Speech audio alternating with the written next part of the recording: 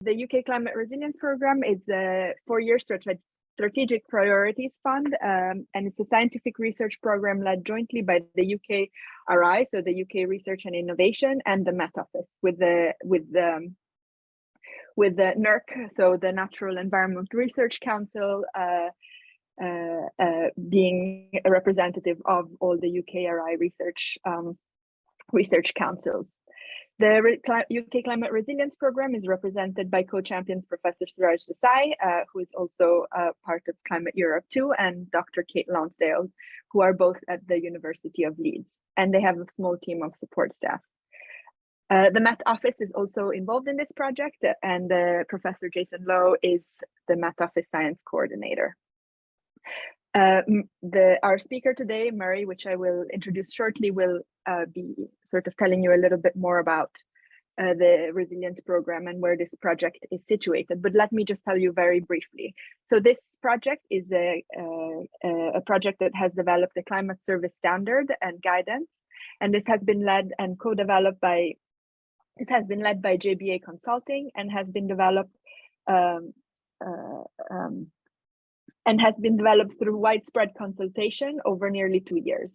Its lead authors are members of Climate Sense who have experience in developing ISO 14090 and other standards. The standard can be found on the project website. I will also share it in a link. I sent an email to Climate Europe 2 members yesterday, but you can also find the link to the project webpage on the Climate Europe 2 website. So for those of you who aren't familiar with Climate Europe 2, Climate Europe 2 is a community support action funded by Horizon Europe, and it works to develop standardization procedures and recommendation for climate services while supporting and bringing together the European climate service community. In addition, the project strives to enhance the uptake of quality assured climate services to support adaptation and mitigation to climate change and climate variability. So as you can see, these two projects have like common goals, which are like to enhance trust in climate services and enhance the relevance of climate services and the adaptive capacity and resilience of our society. So this is partly why we are hosting this webinar today. And we are lucky that today we have Murray Dales as a speaker. He was the co-lead, the JBA lead of this project, and he is a chartered meteorologist and technical director at JBA Consulting. He has 30 years experience in hydrometeorology, climate resilience, and water management in the UK and internationally. He has recently been leading 3 UK climate research projects related to climate services and 4 climate and weather resilience projects for the World Bank. And as a developer of climate services, he is motivated by helping to join user needs with climate service and modeling options so that people get useful services wherever they are to support decision making and improve the environment and save lives. So before I pass on to Murray, I just wanted to note a few technicalities. So first of all, the seminar is recorded. Second, you can see that this is a standard Zoom seminar, so there is a Q&A box at the bottom. That is where you can post your questions. Depending on the amount of questions we get, and we might ask you to speak up and ask your question by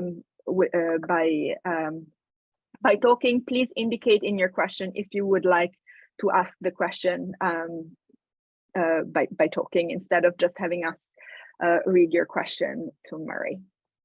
And finally, there will be a survey at the end of the seminar, so please participate in the survey when the webinar ends. Okay, so Murray, if you want to take the floor, thank you. Thank you very much, Marina. Good morning, everybody. I'm Murray Dale, as Marina said, and I'm a technical director at JBA Consulting. And as she has also pointed out, I was leading this project, which is close to completion and will be completed by the end of this year. We gave a dissemination seminar about this project yesterday in the afternoon. So I think there may be 1 or 2 of you who are in the audience today who attended that. So what I'm going to present today will be very similar to what was presented yesterday. You're obviously welcome to input lots of questions if you have any, and hopefully with this, the vast majority of people today, I think, are from different audience from yesterday. So hopefully there will be some dialogue and questions from people, which will be help focus this on more of a European context. So thank you very much for inviting me. I'm going to present a few slides for 20-25 minutes, and then hopefully we can answer questions that people may have. So as Marina's pointed out, the UK Climate Resilience Programme, you can find out details about on the internet on this web link, ukclimateresilience.org. It's been running since 2018 and is has quite a few projects which the Met Office has been administering. So the Met Office is the National Meteorological Service from the UK. The programme's vision is stated here: to enhance the UK's resilience to climate variability and change through frontier interdisciplinary research and innovation on climate risk adaptation and services, working with stakeholders and end users to ensure the research is useful and usable. It has these work packages called WP for short. Work package 2 is split into 2 parts related to climate hazards. Work package 3 is related to climate services pilots, where there have been some climate services that have been piloted, if you like, so tested out, and there's information about those pilots on the internet. And work package 4, which has been related to accelerating climate service uptake. So the project I'm talking about today fits within work package 4. Work package 4 has at its heart climate services, and I'll provide a definition that we've been using for how we're interpreting climate services in this project. But a key feature of this is quality assurance, so that users of climate services feel they're satisfied with the climate service, they can use it to make decisions, and there are elements related to customers, standards, guarantees, and so on, which are come from this quality assurance element. There is also a UK national framework for climate services that's being developed as a parallel study, and that's being administered by the UK Met Office. And there's information about this project also in the UKCR website. The basis for this project is that climate services are a critical component of adaptation, as stated by the paper by Hansen et al., which is a very useful reference on climate services. Decision makers are often dependent upon the insight of specialist climate service providers to understand their hazards, vulnerabilities, and exposure, and then to turn that into understanding into effective action. So a well-functioning climate service can help society be more resilient to current and future climate threats. At the moment, we're not aware of any standard for climate services existing. And what we've been producing in this project, and we now have online just this week, is a document which we're terming a standard and guidance, because it comprises a set of requirements, but also recommendations for how climate services can be managed and used. There's an increasing interest in monitoring and valuing climate services as well. So this project has been looking at this element as well as developing a standard. Investing in climate services leads to improved information, which can in turn provide economic, environmental, and societal benefits to users, and they lead to positive outcomes from the actions and decisions taken. So there's information about the valuing element in this project online, but my focus today will be about the climate services standard and guidance that has been produced. Central to the project approach and the way in which we set up the proposal for this project 2 years ago was that we wanted to focus very much on users as well as providers of climate services. These groups can be the same in many cases. There can be situations where an organisation, for example, the Environment Agency of England in the UK, both provides and uses climate services, but sometimes they can be separate organisations as well. But we need to focus on both the user requirement, user need for decision making, as well as those who are providing the services. So the standard we've developed does as much as we can to focus on these two groups. Climate service standards need to facilitate and support user needs, effectively engaging the user with their current capacity, whether they be a novice or deeply experienced. So another element of what we've been doing is to acknowledge that there are users of climate services who maybe have very basic understanding of meteorology or climate and might just need some simple advice, and then right to other scales where there can be organizations that need quite complex services that may operate on multiple scales and with multiple hazards. We had some discussion about what constituted a climate service early on in this project, and we arrived at this definition. So we term here climate services involving the production, translation, transfer and use of climate knowledge and information in climate-informed decision-making. There's a few examples here adapted from a WMO document that help illustrate the types of potential uses of climate services. So you could have a health sector where temperature change might affect UK decision patterns. So these are somewhat UK focused, but these could apply to any country in Europe. An agricultural user or even an individual farmer who may be interested in considering new crop types.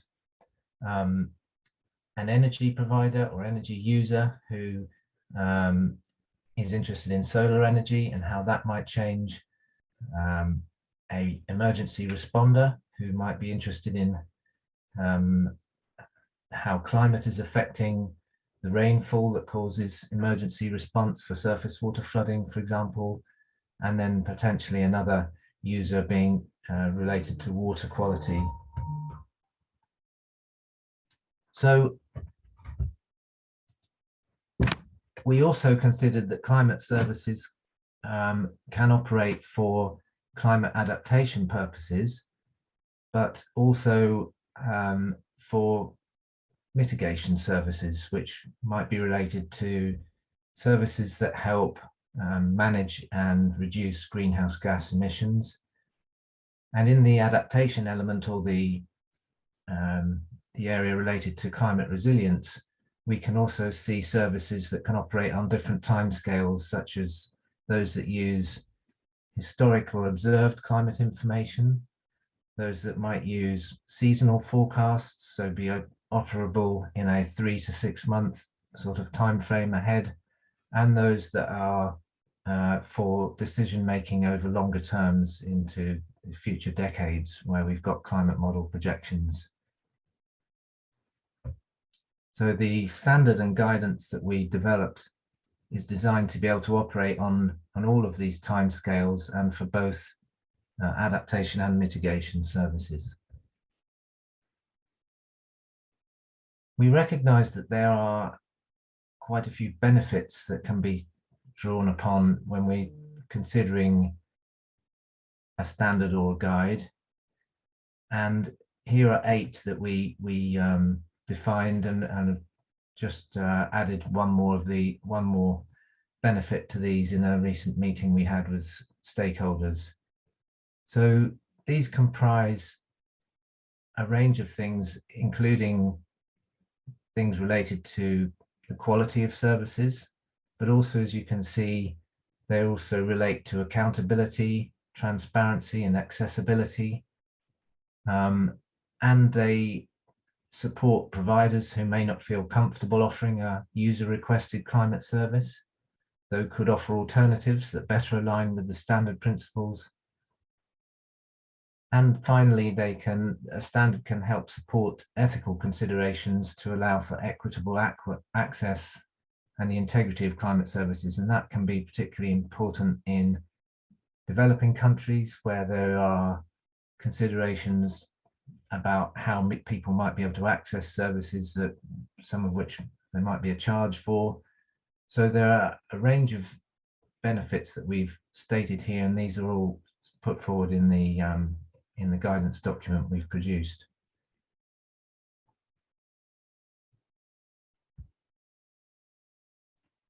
In order to come up with the standard document, which I'll refer to where it is later in this presentation, but it's online now in the UKCR program website.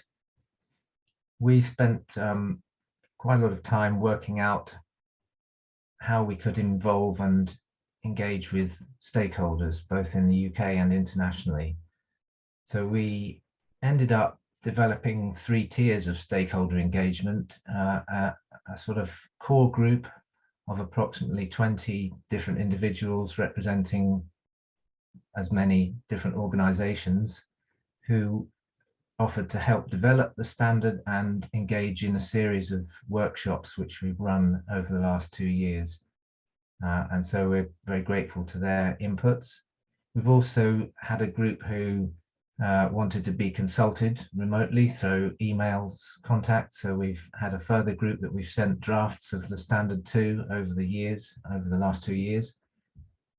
And then a wider group who said they were interested in staying informed as to what was being developed. So that group has been contacted less regularly than the other 2.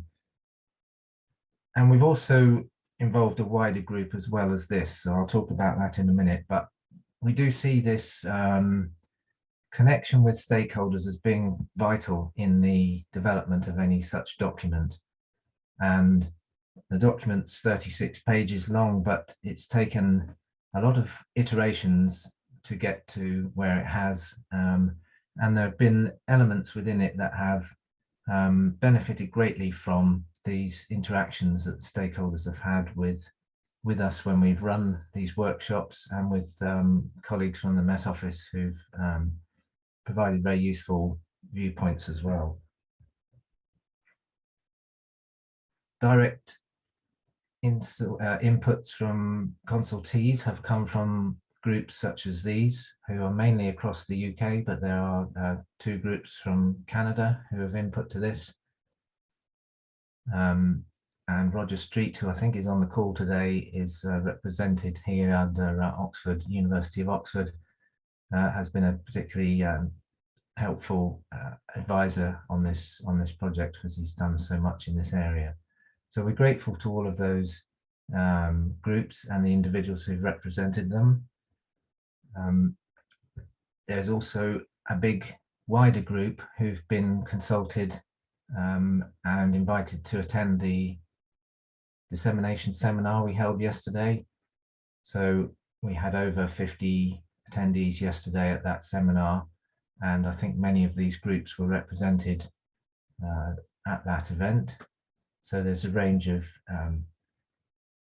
providers, perhaps, of climate services who may be academic institutions, but also consultancies or agencies such as the UK Met Office, who clearly a major provider of climate services. And then a number of groups who might fall more into a user category, such as Energy UK, some of the water utilities, DEFRA is the Department for Environment and Food and Rural Affairs in the UK. So they are both a user and provider of climate services. And it's also been very helpful to have this group comment on and provide viewpoints on the standard as we've developed it. This includes some international input from University of Cape Town in South Africa, at least 2 groups from Canada, including the Department of Environment in Canada, Ireland, and some other 1 or 2 groups in across Europe. I'll talk now a little bit about how the standard has evolved over the last 18 to 24 months. We've had 4 draft documents produced, but we've also had, I think, 7 different iterations of the document as it's gone through the process. A lot of this work has been done by colleagues who've worked in our team, and 2 individuals in particular who deserve mention, which is John Dora and Doogie Black from the organisation Climate Sense, who are a consultancy firm who we've contracted to work with us, and we've worked closely with them over a number of projects in recent years. So John and Doogie are specialists in standards development, but also in climate adaptation, and they were co-authors of the ISO 14090 standard, which is available, been published over a year or 2 ago. So John and Doogie have worked tirelessly on this project with us and have made iterations to the standard with over 600 different comments that came in from many people who've commented. And iteratively, we worked through a series of drafts so that we were able to produce what we've got now. On the left are some bullet points about some of the elements within this that are important to mention. Early on, the standard was drafted in a way which was quite similar to existing standards that are in publication now. So normally a standard has requirements. For example, the user shall do this, another group shall do that. So it's using that term shall. But because this is quite a nascent area where we don't see a lot of other work in standards that's available yet, and we also recognize that it's an area which is likely to grow significantly over the next few years. We were given guidance by BSI, British Standards Institute, that it may be useful to treat this as more as guidance rather than a set of requirements. And so we've somewhat melded together requirements and guidance, and have ended up with a standard stroke guidance document, which you'll be welcome to look at and review later.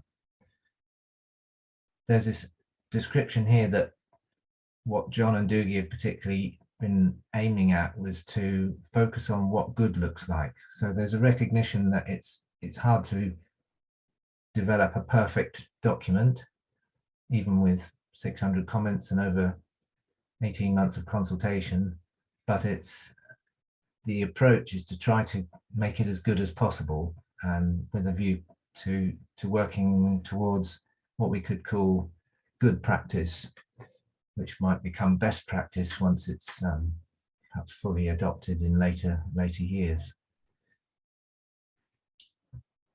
The British Standards Institute offered a set of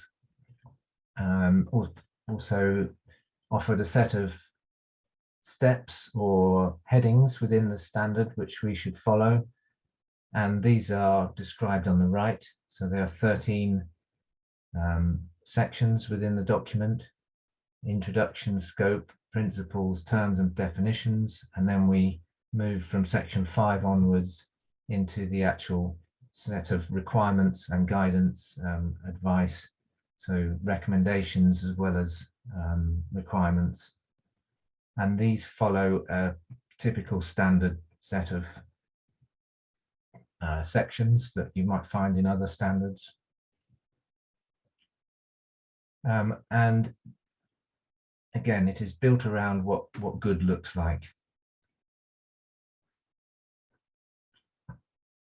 Some key points within this standard then is that the iterations have focused on the alignment between the provider and user of climate services. There's a recognition that there are external and internal service providers. Collaborative approaches are seen as essential, and so co-development of standards is something that's been focused on significantly, and there's a lot of emphasis placed on providers working with users from the very concept stage of a climate service right through to its outcomes, and then it being monitored as it's used over time. There's also an aspiration that the document we've produced as part of this project, which is ending this year, may be able to be adopted by ISO in the future, and certainly BSI, British Standards, are interested in how it may be able to be adopted through their processes as well. There's a slide here that shows that the database that was used to address all the comments. So there were many comments that came in. Quite often these comments were conflicting, and there were comments which we wanted to discuss in stakeholder groups where there was a decision to be made about which way to do something. So Doogie Black and John Dora, who addressed these comments, worked specifically to determine where there were areas of potential, not necessarily conflict or controversy, but where there was disagreement on how something might be achieved, and worked through the discussions as well that we had in the workshops to come up with a consensus view as to how we should proceed with this standard. So a lot of text was removed, a lot of text has been added, and it's been changed significantly over the time that it's been developed.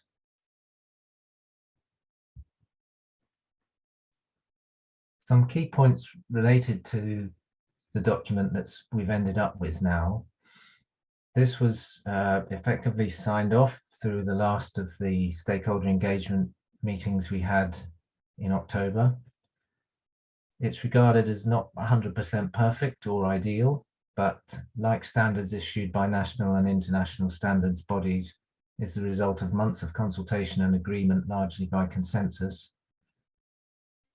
Every comment has been taken into consideration in writing the final draft and the document which is available online. The process for doing so has been careful to respect all points of view and any respective proposals. There are also 2 worked examples in the standard at the back in the annex section, and those are services that they relate to climate services that are in operation in the UK, both in the water sector, one related to flood risk, the other related to urban pollution management, and they demonstrate how climate services can meet the requirements in the standard or address some of the recommendations that are made, and they hopefully offer some useful examples for how a climate service that you might have could be aligned to the standard as it is. The standard is available on the UKCR webpage as a downloadable PDF file. There's a web link for the location to the page there. So within the UKCR program website, there's a page specifically on projects, and there are, on the first page of the projects, you'll find this project, Climate Services Standards and Value, and on the bottom of that page is a downloadable file link, and the image on the right is the front page of the document that you can download from that link.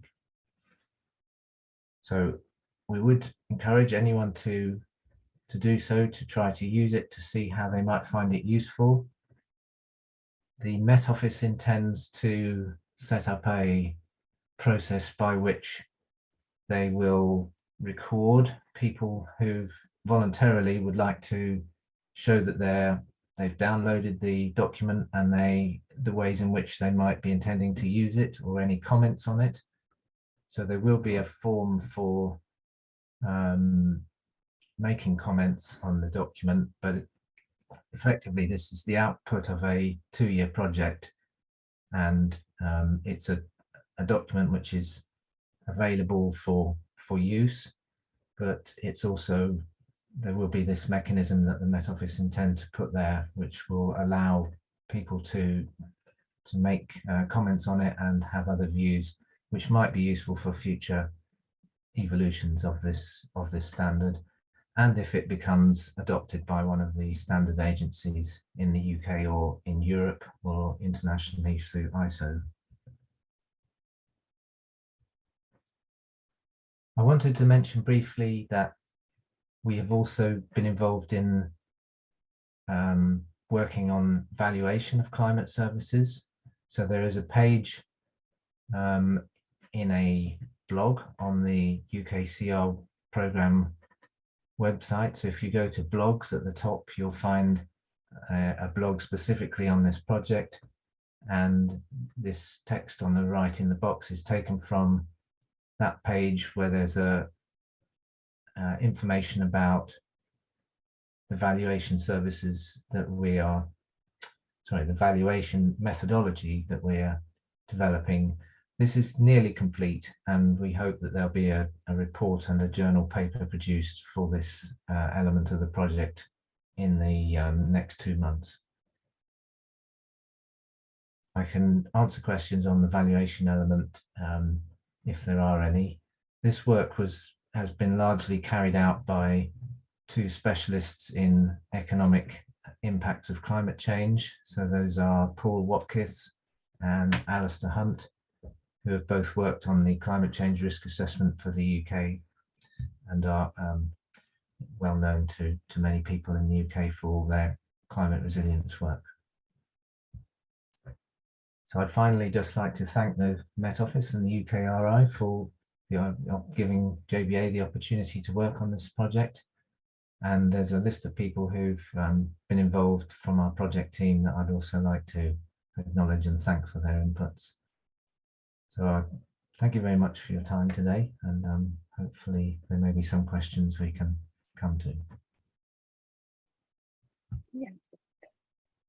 Thanks for the super clear and thorough presentation, Murray. So yeah, we do have several questions. Just a reminder, please ask them in the Q&A box if you have them, and if you do want to speak out, do indicate that in the question, and we have the possibility of giving you the floor and the voice.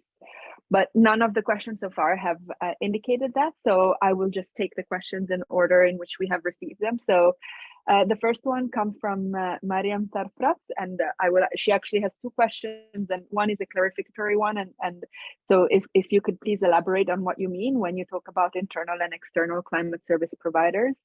But then the other question is sort of more general, and she was wondering how we can define certain standards for climate adaptation or climate services, because every adaptation is case specific.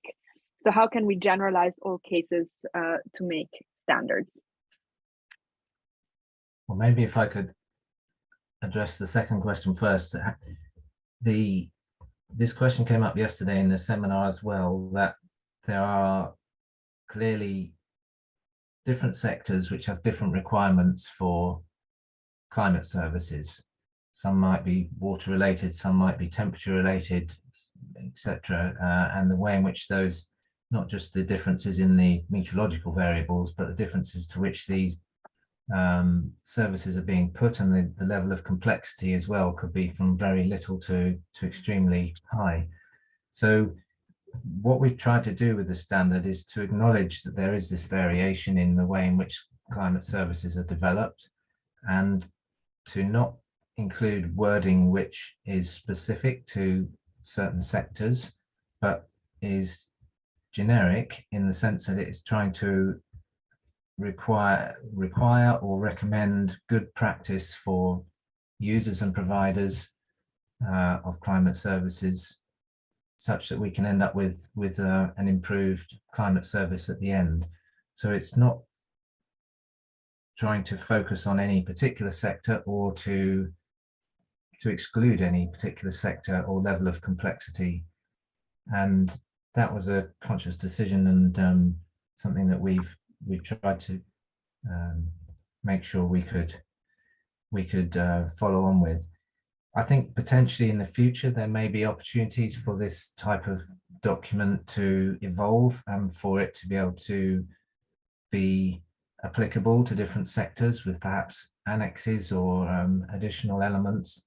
But at this stage, we wanted to keep it broad and allow it to encourage good practice in climate services for any sector.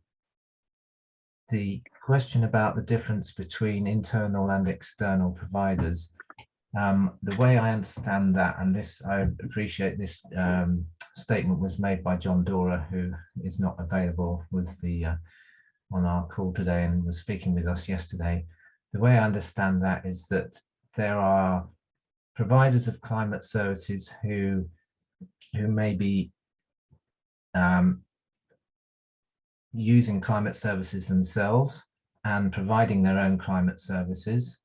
And then there may be organizations where there are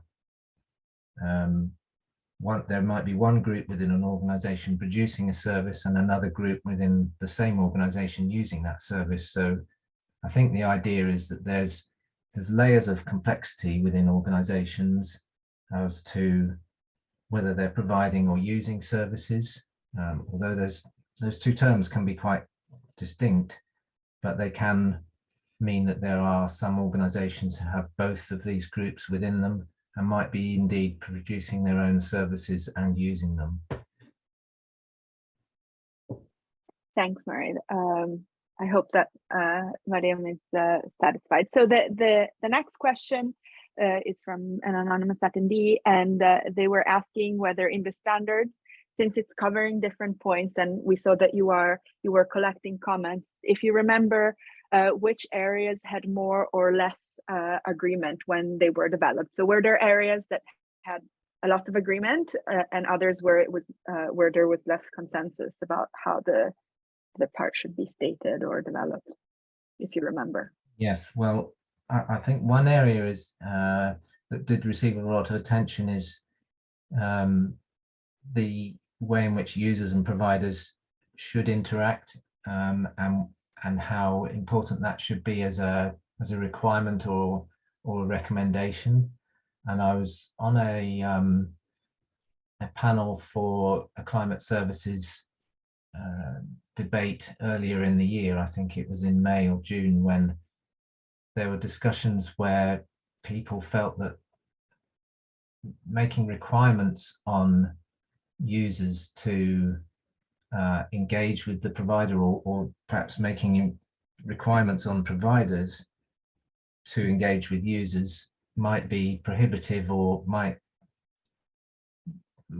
present barriers to developing good climate services. I think the consensus that the project came to was that this is still very important and should be aspirationally done wherever possible, because it's always the case that if you are designing a climate service for a specific user and you haven't had the opportunity to engage with that user, there's a potential missed opportunity for improving that service. So while it may be difficult to do it, we would certainly encourage every effort to be made to do so, because in the end of the day, it's the user who's making the decisions with the service that's being provided. And it could be something very simple, just a form of language which is misunderstood, because the provider says, this is what we think you want.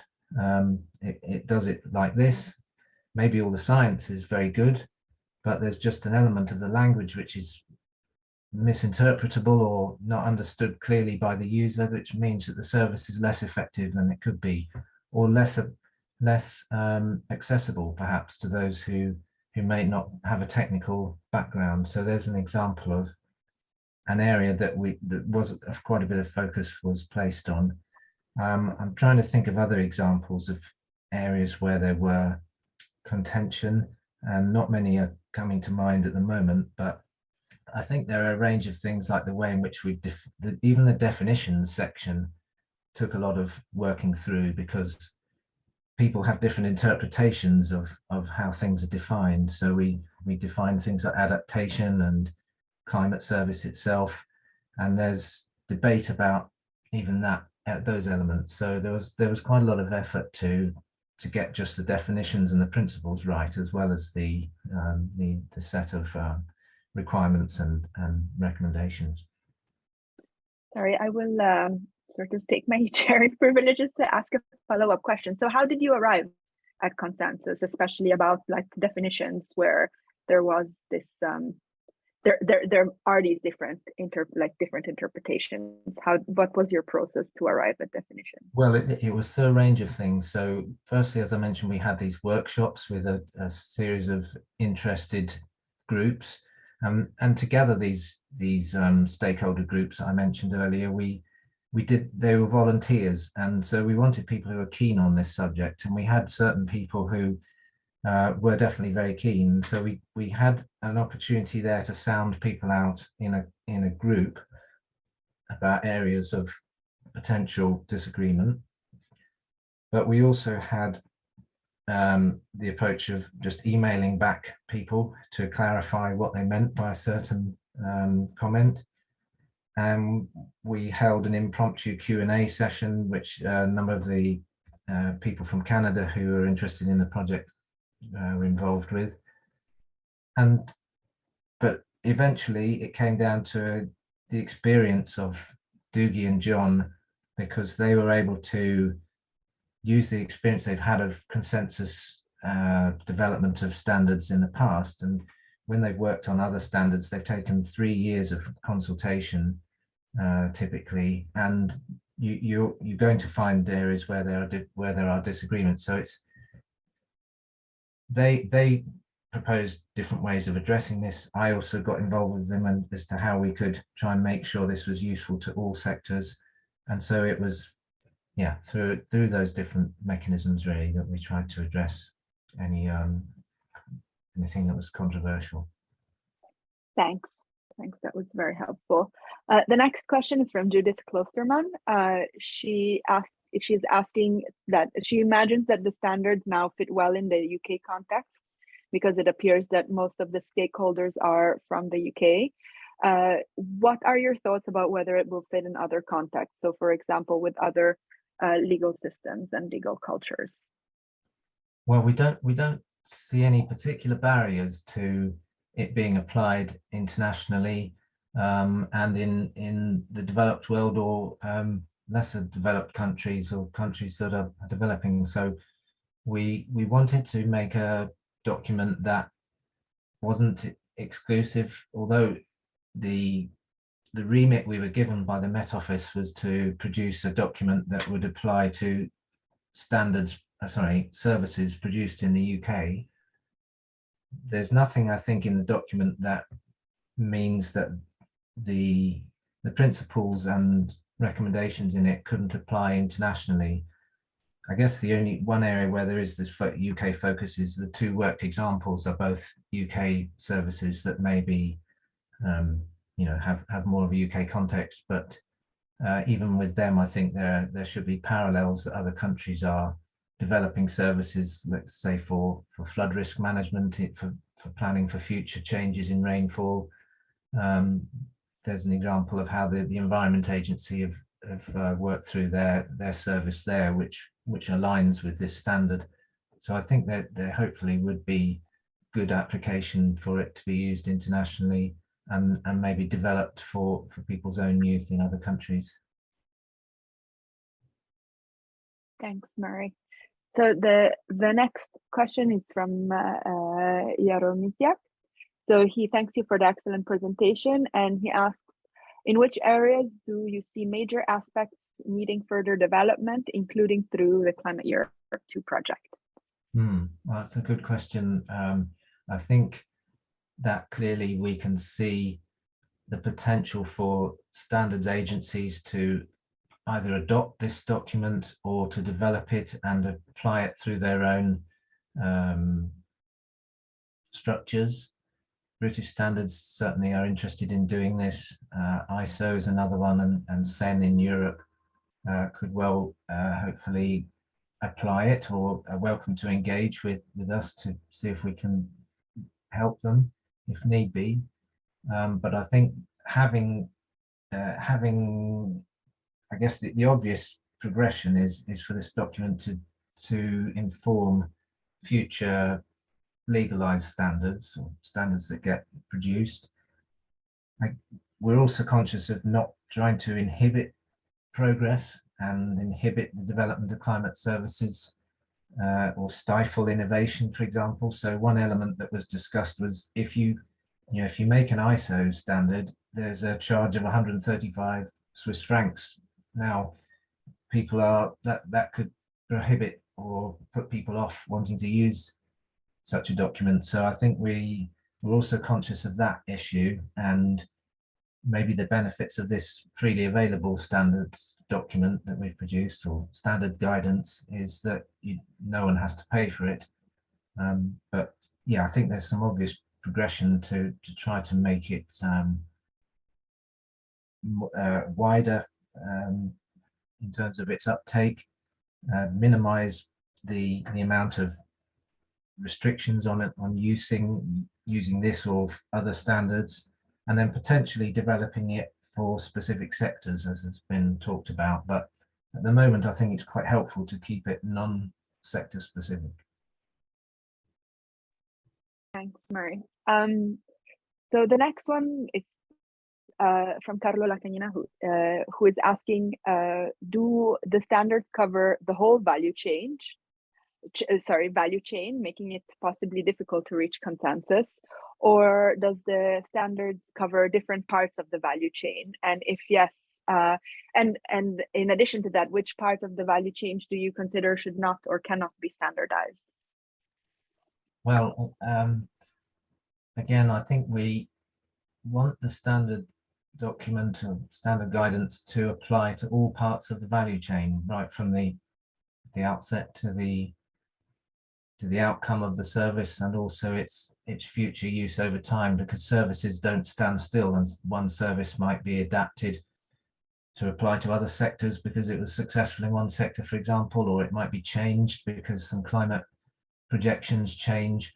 So we appreciate that there's variability in services, and we wanted this standard to be able to apply to all elements of the value chain. I know that I think if Roger Street is on this call, that he has particular expertise in this area, and I don't know if Roger wanted to make a comment on this, he might be interested.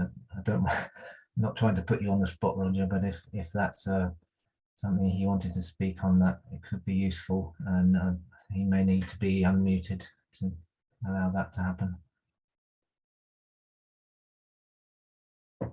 Well, I have asked Roger if he wants to sort of make a point, but given that we have 10 minutes, I would like to sort of pass on to the next questions in the meantime. And Roger is also involved in Climate Europe too, so hopefully we can hear his perspective soon also. So next question is from Elko Kursinga, and he asks that he can see that there are multiple bibliographical references to WMO work in this area. So the standard states that this work is relevant. If you could comment on what the interface between your work and the WMO work is in this area of standards. Okay, I can try and do that. The concept for the project was initiated from a WMO paper about the need for climate services standards, and one of the expert panel we had on our team was Professor Rob Wilby from Loughborough University, who co-authored that paper for the WMO, and I think that's from 2014. So there was initiation, so there was a pull through of why these things are important, and Rob Wilby was also very good at advising on those 8 benefits of the standard. So he understood those well, having been undertaking research in this area. So I think there's been interest in standards for climate services in the WMO for some time. We also are aware that one of the Met Office members of the project board was Chris Hewitt, and Chris has now taken up a post in the WMO in Geneva and will be working specifically with colleagues there to see what can be done with climate service standards. I don't want to speak for what Chris is doing exactly, but I think there's good opportunity through Chris is well aware of this work, and through him I think hopefully there'll be some connection so that WMO can make use of this work and potentially build on it. Thanks, Marius. This is very clear. The next question is from Werner Kraus, and he asks if there are any real-world examples where the standards are or could be successfully applied. Yes, thank you. Well, there are, as I mentioned in the standard document itself, there are 2 worked examples, which I appreciate are UK climate services, but they are hopefully ones which might be seen as transferable to other countries. And what we've done there is work through all the standard recommendations, requirements, suggestions for good practice in one column, and then on the right shown how that climate service meets or addresses those needs. So hopefully those 2 worked examples are useful. I think it would be good perhaps to do other worked examples. One area we were asked to look at or consider was, can you show us what a bad climate service looks like so we can show how the standard can improve it? In theory, that sounds very sensible, but in practice, it's not so easy to identify so-called bad services or services where there's a need for some improvement. Let's perhaps be careful about using the term bad, but if you're identifying a service and saying this is one that wouldn't meet the standard, for example, that exposes a lot of contentious elements for whoever provided that service and indeed who might be using it. So we're somewhat constrained with how we can do that, but I am certainly aware that there are examples of less than ideal climate services that are being used across the world, and so we would potentially be interested in how services might be able to be improved by use of this document.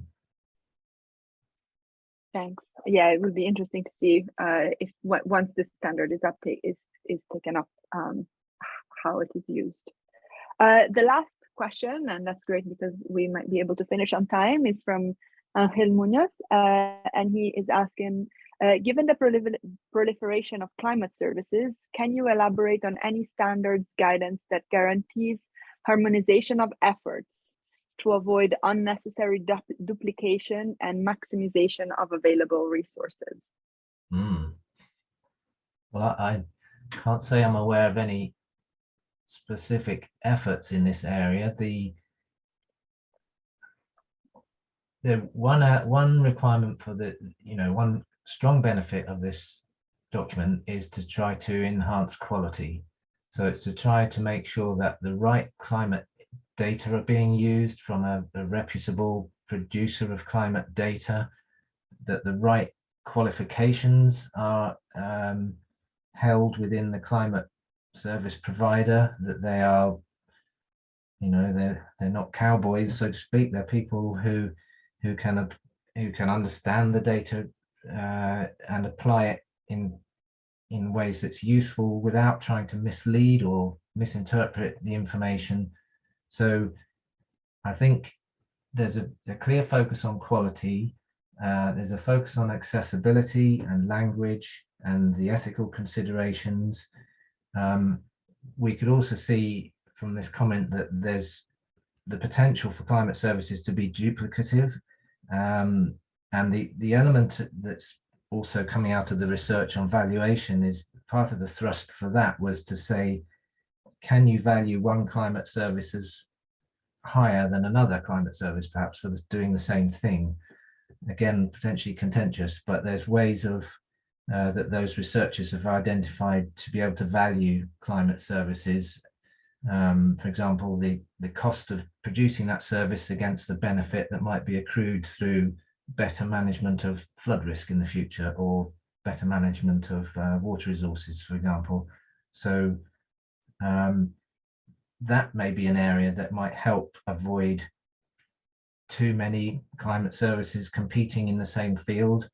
And hopefully, if climate service providers want to say, well, we've developed this service and we can demonstrate how it aligns to this document that's available, this gives you some confidence that it's at least meeting what's put together in this document. So it's a way that climate service users could say, well, there's some thought gone into how this has happened, and they've illustrated and provided evidence as to how they've got the right people involved, the right data involved, and they're trying to make sure they've maximized engagement with the user throughout the production of the service. Thanks, Murray. And if people can bear with us a second, we have one last question that popped up at the last minute from Fiona Kinneberg, and it's a good one. So I wanted to ask if you could be brief, Murray, that would be very helpful. So if Fiona is asking if there are existing standards that the group was strongly inspired by or based your work on, and if so, which ones? Well, the obvious one is ISO 14090, 14090, which is the climate adaptation standard for ISO. And the two individuals who led on the standard development were co-authors of that document. So I think that provided one of the focal points, but there are other standards which they in particular have worked on, but I think that's probably the most relevant one.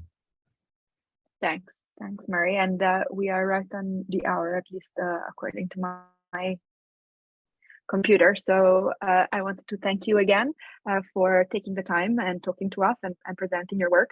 Hopefully we can keep being in conversation as Climate Europe 2 continues.